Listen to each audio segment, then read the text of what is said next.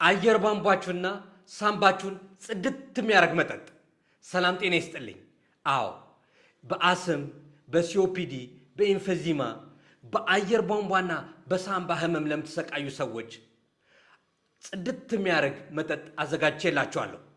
ታዲያ ወደ ዝርዝሩ ከመግባቴ በፊት እንደዚህ ጠቃሚ የሆነ ኢንፎርሜሽን እንዲደርሳችሁ ፎሎ አድርጉን። ወደ ዝርዝሩ እንግባ። አንድ ኩባያ አንድ ጎርጎዳ ያለ ሳህን ውስጥ ወይም አንድ ረዘም ያለ ኩባያ እዚህ ቪዲዮ ላይ እንደምታዩት ታዘጋጁና አንድ ወይ ሁለት ራስ ቀይ ሽንኩርት ከትፋችሁ ትጨምራላችሁ። ሁለተኛ አንድ ወይ ሁለት ሾርባ ማንኪያ ንጹህ ማር ትጨምራላችሁ።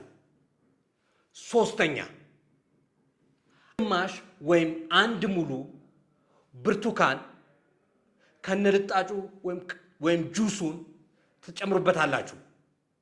አራተኛ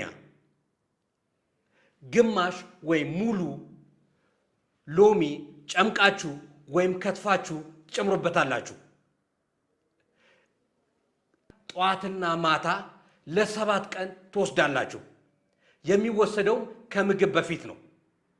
ይሄን ካደረጋችሁ አየር ቧንቧችሁም ሳምባችሁም ጽድት ነው የሚለው።